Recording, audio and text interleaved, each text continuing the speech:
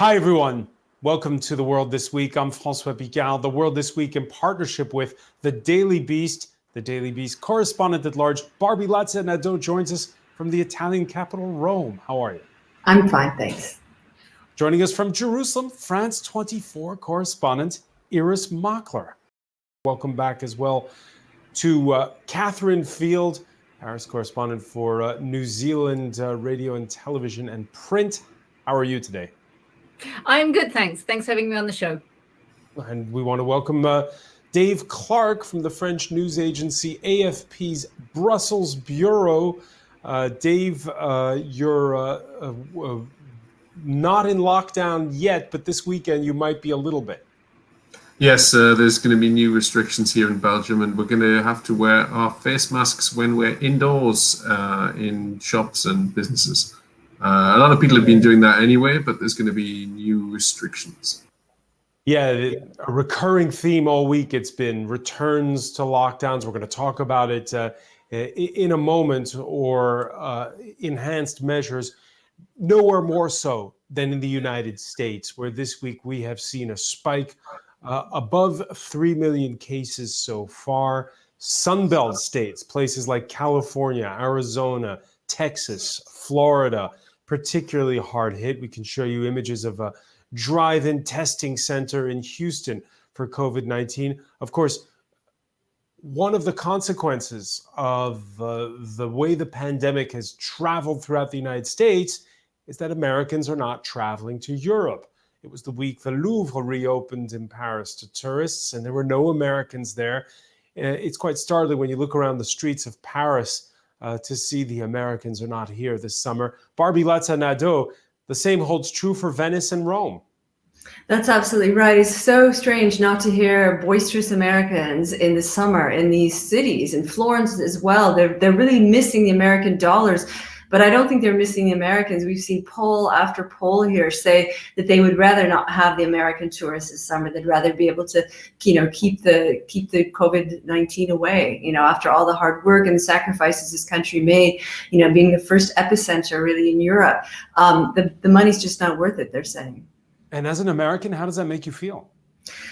It's disturbing only in the sense that I feel like I can't go anywhere either. I can't go home to see my family. I can't go see my son who's been trapped there in university because I'm afraid they won't let me back in, even though I have residency in this country. So I feel it personally, but I don't feel that I miss those obnoxious Americans on the streets of Rome and Florence that I have so often just sort of shaken my head and thought, just be quiet, please. Catherine Field, it may just be a one-off, right? It's once we've got a handle on this pandemic, and at some point we will, those tourists will be back. Or is this a bellwether of some greater sort of change in America's position in the world? I think it is, that as well as people thinking, oh, it's nice to be able to go to the Louvre and not have to queue up behind 400 people just to get in and see one particular room. I think we're seeing also a sort of, what should we say, schadenfreude, because let's not forget that President Donald Trump announced back in March that Europeans weren't going to be allowed to go to the United States. On top of that, there's always been this feeling that America has in some way lorded it over the Europeans. It's been our protector throughout the Cold War. It's had military stations here. It's talked to a lot of the Eastern European countries about democracy, the rule of law. So I think there is a little bit of, the boot's on the other foot now. It's going to take a long time for the Americans to get back in the saddle when it comes to the sort of superiority, I think, that they had for so long. So, yeah, as my colleague in Rome said, the dollars are missed, but I don't think anyone who spent all that time in lockdown, that stayed away from their loved ones, that made the sacrifice, is prepared to just sort of wave through a plane load of Americans who haven't made that same sacrifice. Yeah, the EU laying down the law, you could say, Dave Clark? Well, they set a series of criteria for allowing people to come back here, and the United States doesn't meet those criteria. So they would argue that they're making a scientific decision based on infection rates. But it's been quite startling to see that countries like the developed countries like the United States are ended up being effectively a ban continuing on them when other countries, including the developing economies, are beginning to return. Of course, that a lot of this is contingent on whether or not there are second or ongoing first waves of this infection around the world. This could last for many years to come. Many years to come. Well, let me bring in Iris Makler on this. Iris, are you feeling it there where you are in Israel, the absence of the Americans? The absence of the Americans, the absence of the Europeans, the absence of the Australians, where I think Israel, which is so tourist oriented and also religious tourism oriented, is missing everyone because the skies are almost in effect still closed. And now we've seen this spike in infections in Israel. Israel is now no longer in one of those clean top 5 green nations. It's becoming a red nation. It means Israelis can't travel to Europe. So they're missing both ways. They're missing the tourists here and they're feeling trapped and missing the opportunity to move out. I want to pick up on what you just said about the latest spike in Israel. But first, just turning to the United States, again, being unable to travel to Europe, Americans, of course, they do have an alternative, it seems, these days, at least if you look at what's been happening at the White House this week.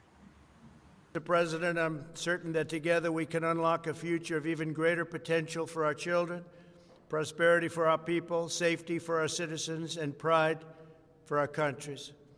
With today's visit, I've never been more confident that the future of this precious relationship and the destiny of this majestic continent will never be in better hands and never had a better future. Barbie Latza-Nadeau, should Americans now be turning to Mexico, the country that Donald Trump lambasted for so long? I think it really does say a lot that right now Mexico is Donald Trump's best hope at someone who might accept him. You know, I think Americans feel very much shut out, like we've just been talking about. But the idea that now that there's going to be some sort of collaboration, what happened to the wall that Mexico is going to pay for? All of a sudden, Mexico is America's best friend, and there's going to be a collaboration. You know, I think you can't trust completely what the motives are of my president, but you have to look at it in sort of the big picture sense. You know, what's the point here? Who's going to end up getting burned on this? I'm sure it's not going to be, or Trump doesn't think it's going to be the United States. It's probably going to be Mexico. All right, so the United States looking for new friends in the face of this pandemic. Israel doing a bit of soul searching this week, Iris Makler, with a return to lockdown. The front page of the Jerusalem Post this Friday with the headline that Israel's Prime Minister Benjamin Netanyahu admitting himself that they eased lockdown too fast. And we had that spectacular resignation of the director of public health in Israel. It's been a bad week, there's no doubt about that. We've seen the resignation that you speak of. We've seen the Prime Minister on the television trying to cobble together an economic package for all the people who went back into business, now having to be shut down again. And you know what the Prime Minister said, mea culpa, he said it was locked down the unlocking came too quickly. That's merely repeating the criticisms from former heads of the health department who say there hasn't been proper testing and contact tracing. The whole lockdown was, yes, we'll do it in stages. Oh no, it's all wide open. Everybody go for it. And of course the public, I think, celebrating not social distancing, not wearing masks. Now we see the police issuing 5,000 fines a day to try to get people back in line.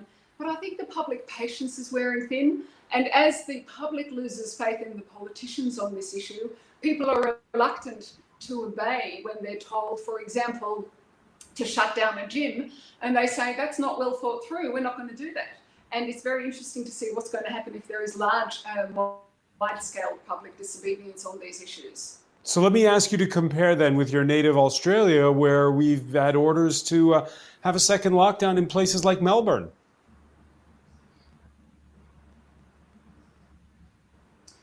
It is interesting because I feel, having read the news from Australia, I'm trapped in Jerusalem, as you know, that I think Australians were more careful and they were perhaps luckier, an island easier to seal off.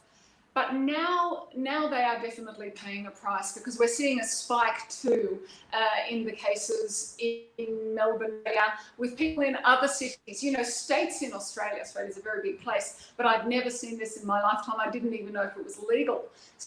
States in Australia shut each other off. You know, you couldn't go from Victoria, Melbourne. You couldn't drive to Adelaide. You couldn't drive from Adelaide to Perth. So those things you couldn't fly, certainly. So that may have protected the other cities, but I've read that the other cities are only 2 weeks behind Melbourne. So we could see this all across in a domino effect all across Australia. And we know that New Zealand has been quick to shut down, Catherine Field, at the slightest whiff of any trouble. We've over the last couple of weeks, we've talked about it before on this very show. The numbers, when you look at both Australia and New Zealand, Catherine, they're really small compared to what we've had here in Europe or in the US. Oh, yeah, they're absolutely very small. And when you look at the measures that the government has taken, it's very easy for them to take harsh measures because they really do just affect a very small percentage of the world's population. But you know, even though New Zealand is 3 little islands right at the end of the world, it hasn't stopped us having to take new measures. For example, there are a lot of New Zealanders who live abroad who want to go home. They see New Zealand now as a place where they can lead a pretty normal life. So the government has just this week had to step in and say, we are going to limit the number of New Zealanders who come back, because even though they quarantine for 14 days when they come back, the number of quarantine places is running out and the government is not prepared to build any more quarantine places. So there is going to be that limit. The other thing that is concerning to New Zealand at the moment actually has been a decision by the French government that as of next Wednesday, the French Polynesia will be open to American tourists. Now, one of the big dreams was that New Zealand, Australia, and some of the South Pacific islands would create a sort of a tourist bubble, so as New Zealanders could keep going on holiday, whether it be to French Polynesia, to islands such as Fiji, or even to Australia. So when you have one link in that chain saying, okay, we'll let Americans come in, it suddenly becomes a new ball game, and New Zealand again is finding itself, it might be at the end of the world, but a decision taken here in Paris is affecting whether or not New Zealanders will be able to go on holidays. Yeah, somewhat, if you look at a globe, New Zealand, and somewhat far-flung, perhaps easier to contain it there. Dave Clark, Brussels, well, that's one of the major crossroads of Europe where you are. That rule about face masks that goes into effect on Saturday, what does it tell you? Well, we had per capita one of the worst infection rates at the height of anywhere in Europe. And there's a confused system of governments here. There's a caretaker federal government, and there are 3 regional governments, 5 linguistic parliaments. It's been difficult to enforce regulations up to now. And we're getting into some cost territory. I've just on a personal basis, I've found myself wearing my mask much more than I used to, because I couldn't bear the irony of catching the disease now at this stage after the sacrifices made over the past few months. But Brussels is also the capital of Europe, and a lot of countries in Europe have had different experiences in inside the European Union, have different experiences of the disease, and obviously mobility is vital within Europe. I don't know where we go from here. I was reading in the Wall Street Journal this morning that a German vaccine company thinks they're quite close to getting a vaccine, but that even with one, maybe several from different companies, it could be 10 years before humanity is immune to this virus. So governments have to make a decision when to return to normal, and Belgium apparently is not ready. Belgium's not ready. Here in France, we've seen, Catherine, the rate of infection is going up slightly, but at this point in time, nothing in comparison to the worst when there were 10 times more emergency room calls than now. What are your sense in terms of people? Because I've heard the full spectrum, people saying, oh, nobody's respecting the rules here, to others saying, oh, the French have been great.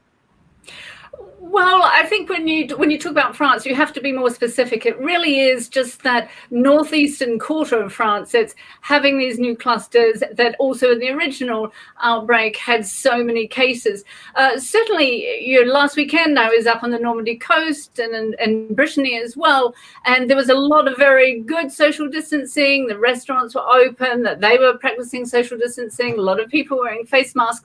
Again, here in Paris, it really does depend on what time of day and where you are. You don't see that many face masks, people wearing face masks in the street. And in general, on the metro and on the suburban rail lines, you do see people wearing masks. But I think it's more of what Dave was saying in Brussels, that it's a lot of people feeling, well, we've been through the worst of it. We don't want to get this now and wear a mask just because it seems to be the safer, the more correct thing to do. Even though at the same time, just this week, we've had the Minister of Health and his number 2 at the Health Ministry saying to people, be careful, look at what's happening in America, look at how this virus isn't going away in the warmer weather, be careful, take care when you're going out, keep remembering there's social distancing. And we've also had all those advertisements on TV as to when you go to the beach, make sure you're away from other people. When you're having a barbecue, don't give people a bees, don't hug people when you see them. So we're still getting this message that the end is not in sight. And it's not in sight. And the Europeans, we were saying earlier, laying down the law when it comes to the Americans, they're a bit more cautious how they tread when it comes to the Chinese. We're not talking about COVID-19 here, but Hong Kong. This week, the curtain came down even more with the beginning of the enactment, you might say, of that new national security law. Most notably, we saw the fact that the police have been given special powers to shut down internet sites. We saw the first arrests. And there was a feeling this Friday of the feeling that an era was ending for Hong Kong and other former Western colonies there, what with the funeral for 98-year-old casino magnate Stanley Ho, a funeral attended by Hong Kong's chief executive, Carrie Lam, who earlier in the week did not mince her words when it came to pro-democracy activists. I forewarn those radicals not to attempt to violate this law or crossing the red line, because the consequences of breaching this law are very serious. Those radicals, Catherine Field. I think what you have to remember when you're talking about Hong Kong is that the protests on Hong Kong, they just want the agreement that was signed that would protect their way of life until 2047 to be respected. They are not calling for the overthrow of the Chinese Communist Party. They're not calling for a change of government. They are not calling for any of the demands that we saw in 1989 in Tiananmen Square. So you have to bear that in mind, that all these pro-democracy or so-called pro-democracy activists are doing is saying, you signed this agreement, Beijing signed this agreement that we will keep our way of life until 2047. Please respect that. So you have to keep that in your mind, because these are people who are trying to overturn the system. They are just saying, please, can we just have what you promised us? What you promised us, and what we're seeing is that there really is the feeling that, well, it's pretty much over now for that 1997 deal. Dave Clark this week saw the first visit to Brussels by the German Chancellor since Germany took over the rotating presidency of the EU.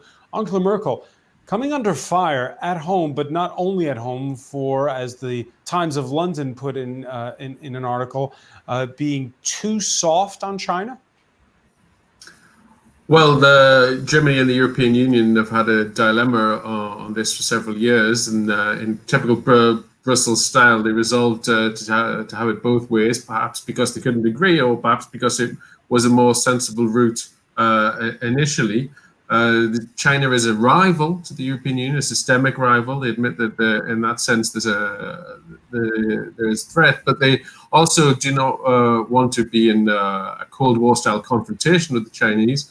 It's a big export market for the European Union, and the European Union is likes to think of itself as the world's most powerful trade bloc, and obviously China is the world's most powerful a manufacturing exporter, so and big importer of particularly German goods. So they hope to play it both ways. But since Xi Jinping has established himself apparently as president for life, or at least as long as he wants to be president, China is feeling very confident in itself and is pushing on a number of fronts. The South China Sea, in Hong Kong, in Xinjiang, and obviously it has a border dispute with India, which has been dormant for many decades and has now been revived. It's clear that China is going to pursue its own interests from what it regards as a position of strength, and this means that Europe will have to decide how it deals with it going forward. And yeah, that's an essential question. It's a debate in Brussels as well, and it will have to be resolved at several levels before there can be a unified response.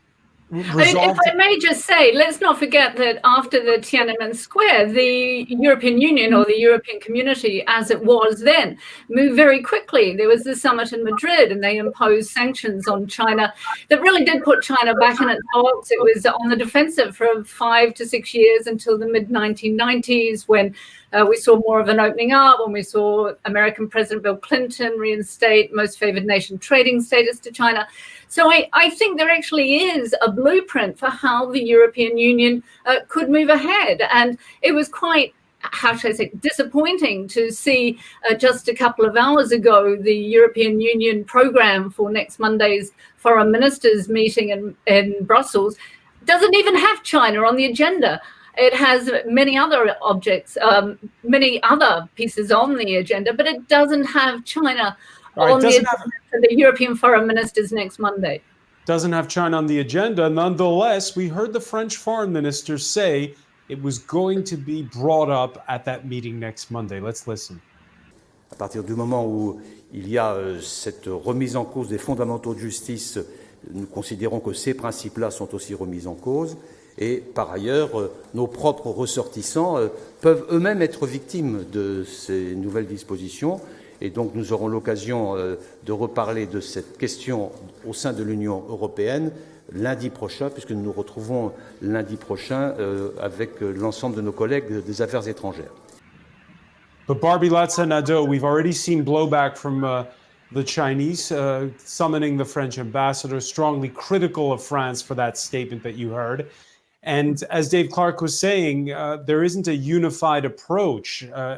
Is that mission impossible when you see, for instance, Italy, which has had stronger ties than most with China inside the EU? Well, I think what we've seen is that Italy has been pushed, I think, by Euroscepticism on a greater part to embrace China's attention, and Italy was the first European country and the only one who embraced it so vehemently. Is that still relevant today after the pandemic and the resentment towards China over the fact that it did come from there? Well, I don't think the Italians are looking at severing any ties whatsoever with China over the pandemic. I don't think we've seen that, even though, Italy was the epicenter and a lot of people blame the business relationships and the new flights that took place after they signed on to the agreement last March.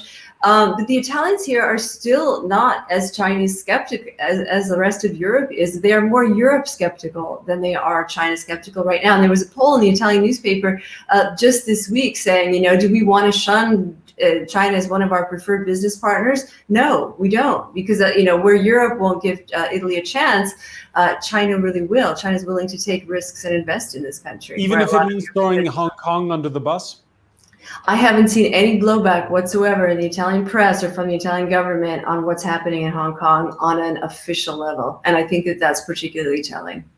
Iris Machler, when you see the EU waver over Hong Kong in the face of China, and you heard Catherine Field there compare the strong reaction from Europe back in 1989 after the Tiananmen Square massacre, compared to the mixed messages sent from this continent. Your reaction to that? The difference, it's further away, Hong Kong, than Europe, when Europe had its own problems and freedoms. And I think the most interesting silence is actually from the UK, from Britain, which was the ruler, if you like, that 9-year lease. They handed over to China, and we very little from any British politician at all about this, which I think is even more strange than the fact that Europe isn't responding. You know, there's a very direct link with Britain. There's a direct link with Australia too, and everybody seems to take a step back, perhaps in recognition of the huge power that... Dave Clark, your thoughts on the UK's reaction? Well, I don't know whether 3 million Hong Kong Chinese will want to take up an offer of moving to the UK. Seems like it's the right thing to do to give them that option. They have a right under the agreement, which China has now more or less abrogated, but under the agreement under which Hong Kong reverted to Chinese sovereignty, they had the right to apply for British nationals' overseas passports, but they will also have possibility with these passports of seeking to live other places. What does seem to be the new element here is that they are just having a British passport and remaining in Hong Kong under Chinese rule is no additional guarantee that the rights under that transition agreement will be respected. The Chinese have made it fairly clear that they are in charge in Hong Kong, and there's no special status for people who live there.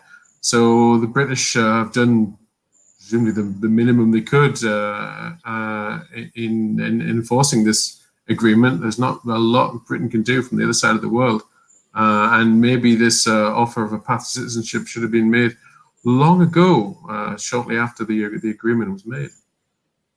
Catherine Field, it would be too hard on the UK in the sense that they're also reviewing, for instance, the deal for Huawei to have licensing rights to build 5G telecoms. There is a sense that there has been a shift with this Johnson government. Yeah, I think there has been a shift, and it's also very interesting that you can see that the UK has been able to go it alone. In the past, when they were still a full member of the European Union, they had to go with whatever it was, the agreement in Brussels. So they have gone further than the other European nations. But again, you know, they are still finding it very difficult because holding this current Chinese regime to book is very, very difficult. And if I could just pick up on something someone said, that we're throwing Hong Kong under the bus, we're also throwing Taiwan under the bus if we don't stand up for Hong Kong, because Xi Jinping has made speeches where he's talked about the need for Taiwan to return to the motherland. We're also throwing under the bus the Uyghurs. We're also throwing all the Tibetans under the bus. If we don't stand up against China for what they're doing in Hong Kong, which is essentially, let's not forget, China is spitting on that agreement that it signed, that is lodged at the United Nations, that is the guarantees it gave Hong Kong. So if we just walk away and do nothing, we're not just leaving Hong Kong under the bus, we're leaving a lot of other people who are going to be dragged into this under that bus too. All right, there is blowback from the United States on the Tibet issue. There were fresh sanctions.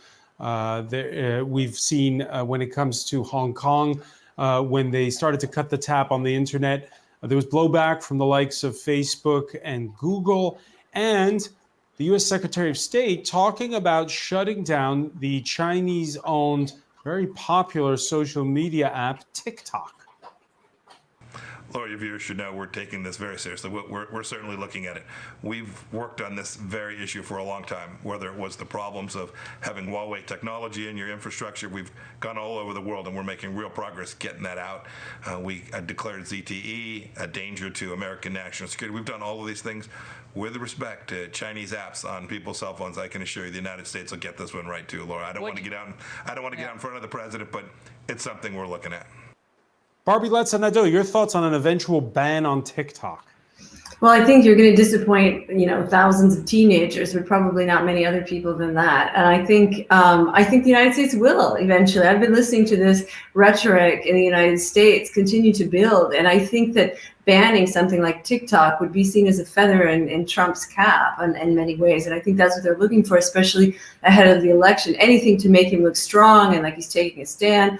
And again, I think the TikTok audience is probably not going to be the ones voting for the president anyway. Not going to be the ones voting for the president anyway. Iris Makler, is it just teenagers for TikTok? Well, interestingly, in Israel, what we see is that the Israeli Defense Force is interested in TikTok, partly because it's teenagers in the army. You know, conscription is from age 18 to 21. They're interested in TikTok, and they've been using it as a propaganda tool, I guess. Lots of filing. In fact, the soldiers themselves were using it before, and the soldiers were told to stop because it was dangerous and a potential security risk. They had an Israeli security firm look through it, and they said, no, don't use this. But then the IDF came in, they took it over, and they now use it. You'll see if you log in, it's a very, very popular site. They have millions of hits, and it's kind of soft power. You know, here was what we're doing today. Some of it in Hebrew, some of it English. They're happy teenagers in uniform, and that's what they're using it for. So they're having teenagers talk to teenagers via the IDF website. Dave Clark, in the Clark household, does one unwind with a little session of TikTok? I noticed, by the way, viewing times on TikTok are very long. People spend a long time on the app when they're on it. I'm very old, so I'm still into YouTube. I do have a Huawei phone on my desk next to us, so I assume that everything we've said today is already in Beijing. The interesting thing for me about this ban is, in a way, is the way it overlaps with questions about Huawei. Is this a ban, an effective economic sanction against a successful Chinese internet company, or is it a security ban because we think that the TikTok app is harvesting too much data of Westerners, including, as mentioned, soldiers, Israeli soldiers, and so forth. So, as with Huawei, our measures against Huawei in an attempt to compete against a successful Chinese export business, which we feel doesn't play by Western rules, just on a purely economic basis, or is it, as the US intelligence would argue, because we don't want Chinese technology infiltrating our communication systems? And it seems to me that the messaging from our political leaders in the West is mixed on this front. And after all, the big Western brands, your iPhones and your South Korean brands, like Samsung, a lot of the components are manufactured in factories under Chinese control. So if there's a security risk, surely it goes beyond the use of TikTok and Huawei. All right. And Barbie Latson, I was needling her a minute ago about the fact that it's just teenagers on there. But certainly the French president seems to think so. This week, you had the high school senior exam, the French baccalaureate, and that's the social media he chose to use to congratulate all those new graduates. Si vous venez d'avoir votre bac, ce message est pour vous. D'abord pour vous dire bravo, félicitations. C'est le fruit de votre travail, de votre engagement. It's always a perilous exercise, Catherine Field, when a world leader tries to sound hip with the young people. It does, and just at the time when Emmanuel Macron is being the father of the nation, is trying to bring us out of the confinement, I'm not sure it really worked, but he had to do something because the passing of the baccalaureate is such a milestone in every French person's life, and it's something that happens every July. We have the lead up to the long holidays. We then have the baccalaureate exam results. We then have the 14 Juillet, the Bastille Day parade. So he has to market in some way.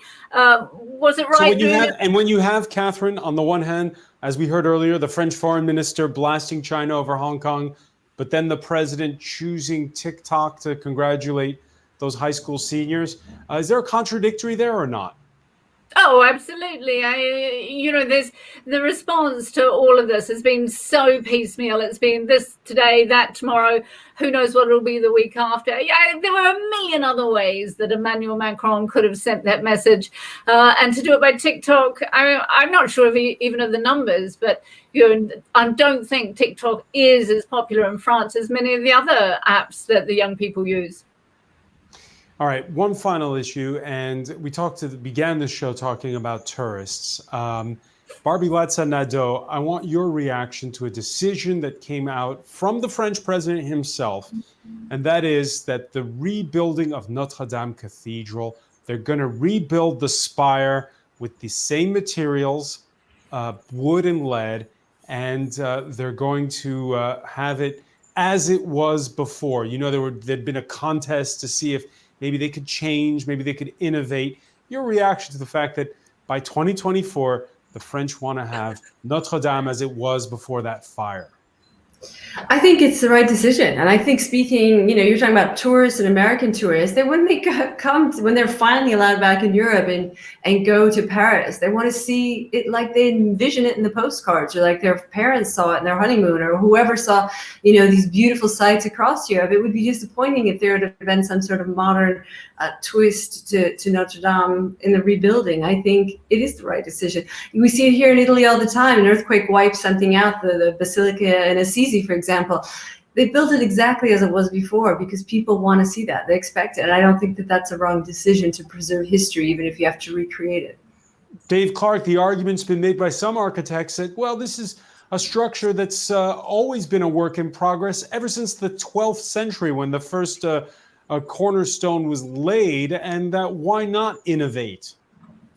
Well, in fact, the spire that they've made the decision on today is a 19th century innovation to medieval cathedral. The spire was installed during renovations after the Napoleonic Wars. So in a sense, it's already an anachronism that is now going to be replaced. But it's true that, and as Barbie says, that since the era of mass tourism, the image we've had of Notre Dame in movies and literature and so forth, it does include this spire, and obviously it was the most striking moment of that day of terrible coverage when as the church burned down.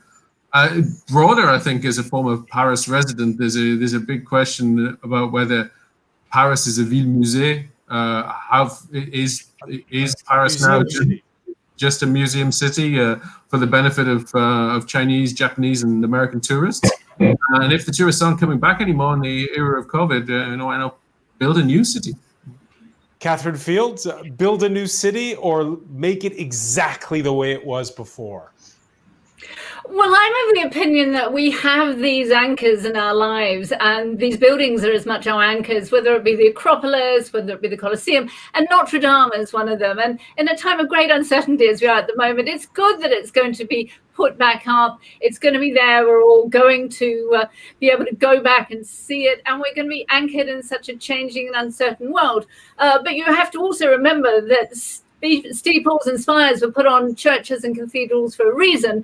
And one of them was so as people could see them from afar and pilgrims could make their way to it. And that is still the case, that spire on Notre Dame is seen from a great distance and people can know that they're getting there. And also those spires are needed by the churches because they have to have something on their churches that shows that they're closer to God. So if people who believe in God go to this place where they are told they can be closer to God because it's a assembly place for people who believe in God. So you have to put that spire back up. This isn't a time, Francois, in our lives in this uncertainty to start having new things like swimming pools on the top of Notre Dame or roosters on the top of Notre Dame. Put it back, bring us all back to where we were before this fire, before Notre Dame just came into all our hearts. Well, we can keep the beehives though, right? That were there before. Yeah, you know, the beehive survived, and that was quite extraordinary because they were on top of the sacristy, which is, of course, you know, you were talking before about it being a work in progress. That was a new sacristy. The sacristy at Notre-Dame was destroyed in the 19th century. The mob went through and destroyed it. So again, you know, Francois, you're looking at a building that is changing all the time, that reflects different views, different opinions, but is always there, even the bees. Even the bees. We'll leave it there for us this time, but we'll have much more next week. I want to thank you so much, Catherine Field. I want to thank Iris Mockler in Jerusalem, Barbie Latza-Nadeau in Rome, Dave Clark in Brussels. We want to thank you for joining us here in The World This Week. Much more on our website, France24.com, Facebook, Twitter, and our YouTube channel. Bye for now.